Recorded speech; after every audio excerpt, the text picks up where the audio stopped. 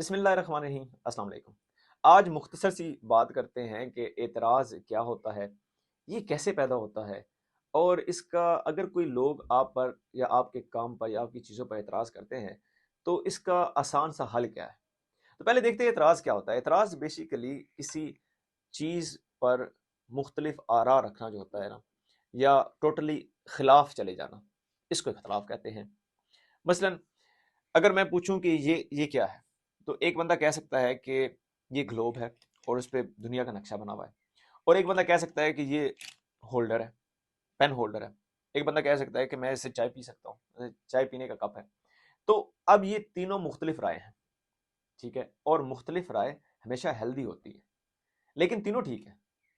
تو یہ صرف مختلف رائے ہونا یہ اعتراض ہوتا ہے۔ اب سوال یہ ہے کہ یہ اعتراض پیدا کیوں ہوتا ہے؟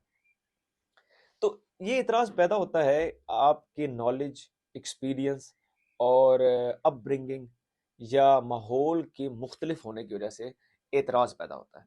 کیونکہ ایک کتاب مجھے کچھ اور بتا رہی ہوگی اگر میں پڑھوں گا، اور وہی کتاب کسی بندے کے ذہن میں کچھ اور ڈال رہی ہوگی۔ وہ اس لیے ہوتا ہے کیونکہ ہماری اپ برنگنگ جو ہوتی ہے، جو پرورش ہوتی ہے، وہ مختلف ہوئی ہوتی ہے۔ تو اس لیے یہ اعتراض پیدا ہوتا ہے، اور اعتراض بڑا ہیلدی چیز ہوتی ہے۔ دیکھیں نا، اگر پوری دنیا کا ایک ہی ویو پوائنٹ ہو جائے ہر چیز پر، تو پھر تو دنیا آگے ہی نہیں چل سکے گی، پھر تو دنیا رک جائے گی۔ اس لیے یہ ہیلدی چیز ہوتی ہے۔ اب تیسرا سوال آتا ہے کہ اگر کوئی اعتراض کرے آپ کے کام پر تو کیا کرنا چاہیے؟ تو دو کام ضرور کرنے چاہیے۔ ایک تو اعتراض کرنے والے کو بڑا ہی دھیان سے سننا چاہیے۔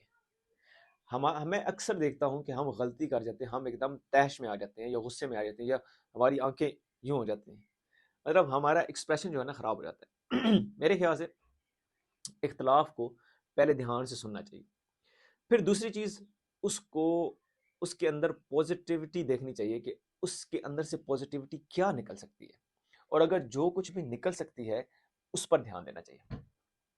تو پہلی چیز ہوگی کہ اس کو دھیان سے سنیں، اور دوسری اس کے اندر سے پوزیٹیو چیزیں جو نکل سکتی ہیں نا ان کو نکالیں۔ تیسرا اصول جس نے میری زندگی میں مجھے بہت فائدہ دیا، اور میرا بہت ایکسپیرینس ہے اس بات پہ، آپ بھی اس کو آپ ایکسپیرینس کریں اور آپ اس کے بارے میں غور بھی کیجیے گا۔ دیکھیں، ہم نے ہمیشہ ٹیسٹ دیا ہوتا ہے، امتحان کوئی نہ کوئی دیا ہوتا ہے زندگی میں، اسکول میں، کالج میں، وہاں پر سوال آتے ہیں اور ہم جواب لکھتے ہیں، ایسے ہی ہوتا ہے۔ کبھی ایسا ہوا کہ امتحان میں آپ کے اعتراض آیا ہو اور آپ نے جواب لکھا ہو؟ نہیں ہوتا، ایسا ہوتا بھی نہیں ہے۔ اس کا مطلب یہ ہے کہ اعتراض کا جواب نہیں ہوتا، سوال کا جواب ہوتا ہے۔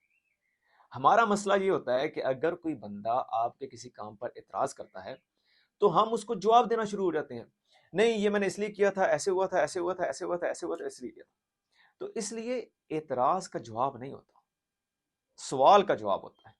تو اگر کوئی بندہ آپ کے کام پر اعتراض کرے، اس کو اٹینٹیولی سنیں، اٹینٹیو ہو جائیں، دھیان سے سنیں، اور اس کو کوشش کرے کہ جواب نہیں دیں، ہاں رسپانس دے دیں۔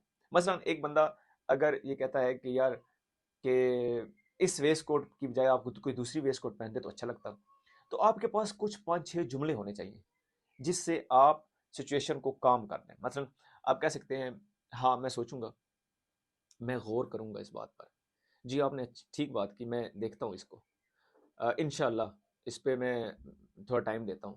مینس کہ اس طرح کے آپ کے پاس جملے ہونے چاہیے۔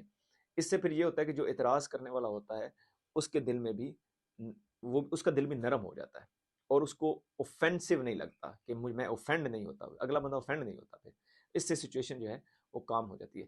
تو میں سم اپ کرتا ہوں، اعتراض کہتے ہیں مختلف آراء کو، اور اعتراض پیدا اس لیے ہوتا ہے کیونکہ پرورش مختلف ہوتی ہے، ایکسپیرینس مختلف ہوتا ہے، ایج مختلف ہوتی ہے، ایتھینسٹی مختلف ہوتی ہے، اس وجہ سے اعتراض پیدا ہوتا ہے۔ اور اس کا سلوشن 2-3 چیزیں آپ کر لیں تو آپ کے اعتراض ختم ہو جائیں گے۔